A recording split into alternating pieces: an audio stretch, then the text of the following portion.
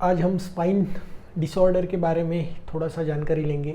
Spine की तकलीफ़ जो है, स्पाइन डिस्क जो न्यूक्लियस पल्पस जो रहता है, दो रीढ़ की हड्डी, रीढ़ की चकती जो बोलते हैं, उसके बीच में एक वाटरी स्ट्रक्चर रहता है और वो चकती जब बाहर आती है तो पेशेंट को मूंगी आना, पैर जड़ पड़ना, दर्द होना, जब डिस्क का इन्फ्लामेशन होता है, डिस्क जगह से हिलती है, तब अलग अलग मसल के ऊपर उसका तान आता है और मसल्स इन्फ्लाम होते हैं और उसके वजह से ग्लूट्स में पेन, पैर जड़ होना, पैर बधिर होना, पैरों में झंझनाहट आना, मूंगी आना, ऐसे अलग अलग सिम्टम्स अलग अलग पेशेंट में दिखाई देते हैं। जब डिस्क बाहर आती है या डिस्क वर्टेब्रल सेगमेंट शिफ्ट होता है, तभी पेशेंट में अलग अलग सिम्टम्स दिखाई देते हैं। कभी डिस्क लैटरल बाजू से शिफ्ट होती है, कभी डिस्क मीडियल बाजू से शिफ्ट होती है। उस हिसाब से अलग अलग सिम्टम्स अलग अलग पेशेंट में दिखाई देते हैं। आज भारत के विभिन्न शहरों से, दिल्ली से लेके कर्नाटक तक, कन्याकुमारी तक अलग अलग पेशेंट के फ़ोन आते हैं। बहुत बार पेशेंट के आने की इच्छा रहती है, लेकिन पूना में आना बहुत लोगों को जमता नहीं है और लोगों को रिजल्ट चाहिए। उस हिसाब से हम लोगों ने ऑनलाइन कंसल्टेशन स्टार्ट किया है। ऑनलाइन कंसल्टेशन में आपको हम लोग एक केस पेपर देंगे, वो केस पेपर आपको भरना है और उसके बाद पूना से हम दवाई आपको भेजेंगे। Online yoga, online Amity treatment आपको हम करवाएंगे, उससे आपको अच्छा फ़र्क महसूस हो जाएगा। जिन लोगों को स्लिप डिस्क का प्रॉब्लम है, साइटी का प्रॉब्लम है, डिस्क बाहर आई है, डिस्क बल्ज, हर्निएशन जैसी तकलीफ़ें हैं, वो क्यों होती है वो ध्यान में रखना है। पहली बात है कि कोई भी डिस्क स्पाइन का प्रॉब्लम होता है तब जो लोग ज़्यादा देर तक एक जगह पे बैठते हैं, उसके वजह से डिस्क का प्रॉब्लम होता है। मूवमेंट करते समय पोस्चर गलत तरीके से उठना, बैठना, सोना, उस वजह से डिस्क बाहर आ जाती है, इन्फ्लाम हो जाती है और उस वजह से डिस्क का प्रॉब्लम होता है।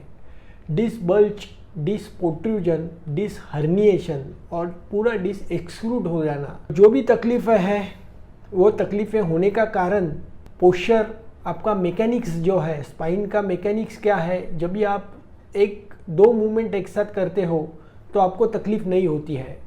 जब भी आप दो मूवमेंट से ज़्यादा, 3 मूवमेंट या 4 मूवमेंट एक साथ करवाते हो, तब डिस्क जो है वो बाहर आती है। कुछ पेशेंट में बहुत गलत तरीके से बैठना, गलत तरीके से उठना, डिस्क का डीजनरेशन होता है, ऑस्टियोआर्थराइटिस जिसको बोलते हैं। स्लिप की रीढ़ की हड्डी जो है, डीजनरेशन होता है, झिझना स्टार्ट होता है, वहाँ पे खड्डे गिर जाते हैं और उसके वजह से तकलीफ़ें कुछ पेशेंट में दिखाई देती है। यंगस्टर में गलत तरीके से बैठना, गलत तरीके से उठना, गलत आहार लेना, भूख लगती है लेकिन टाइम होने के बाद बहुत लोग खाना खाते हैं तो उसके वजह से गैसेस होना पेट में और उसके मलावष्ट, कॉन्स्टिपेशन हो जाना और उसके वजह से रीढ़ की हड्डी की तकलीफ़ होती है।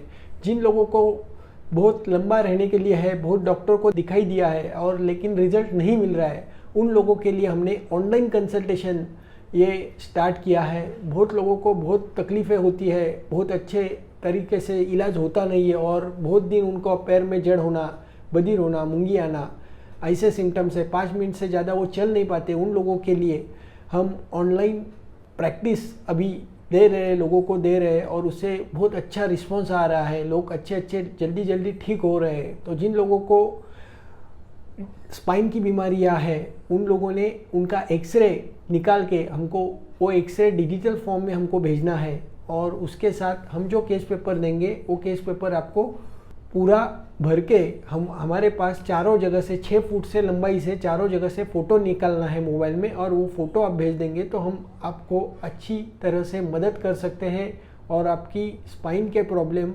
सॉल्व हो सकता है। नमस्ते।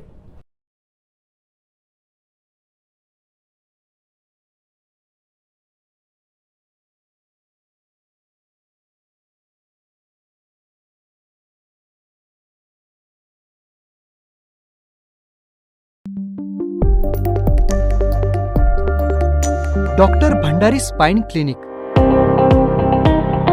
प्रथमतः रुग्ण दवाखान्यात आल्यानंतर नाडी परीक्षा, मणकेची तपासणी, spine vertebra segment alignment testing, muscle testing,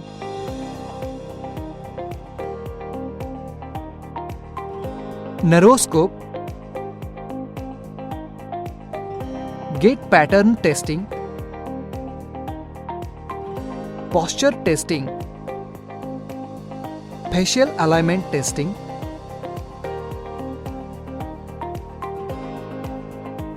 pine and prone position testing, X-ray, उभे राहून पूर्ण पाठीचा एक्स-रे काढूनच दवाखान्यात घेऊन येणे, झोपून एक्स-रे काढू नये. यानंतर निदान केले जाते मणक्याचा विकार का व कसा होत आहे त्यानुसार रुग्णाचे ग्रॅडेशन केले जाते.